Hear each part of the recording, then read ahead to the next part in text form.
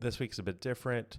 I started off working on a video around different LLM apps, but then Claude launched their 3.5 Sonnet, which blew everything out of the water, and I didn't have time to adjust it, and I didn't want to publish the video because I went to the AI engineer conference, and I figured I'll just do a walkthrough. Perplexity showed off their new search. It didn't actually work on the first try. It worked on the second try afterwards. Went over to Discord. I really enjoyed his session. It was informative. It was funny. He explained their Clyde bot and the importance of evals. He shared this example where a user, like 10 minutes after launch, convinced the bot to give instructions of how to make napalm by telling it that it was his granny. Then I hit up the expo area and got this coffee. Look at this precision on this thing. It was pretty rad.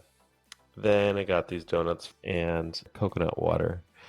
And then I went to a session on open source LLMs and tool use, bumping into my buddy Paul from BrowserBase. If you are building automations, check them out. I caught the tail end of the Codium Founders talk, which was pretty refreshing in terms of hype in 2024. It is real, but it's going to take time. The Cursor founders were cute.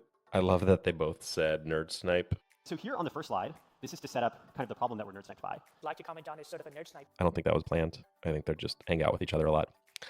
Then I needed to take a break from all the AI nerds, and I went down the block to the Moscone Center to see the design nerds.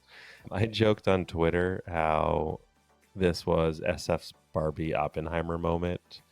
Shout out to the 5 people that liked that tweet. The thing that I loved about the Figma conference is that they had not one, but 2 different Aura capturing stations. So there you have it. That was the week, the rundown of my conference circuit. If you like that, hit that like button.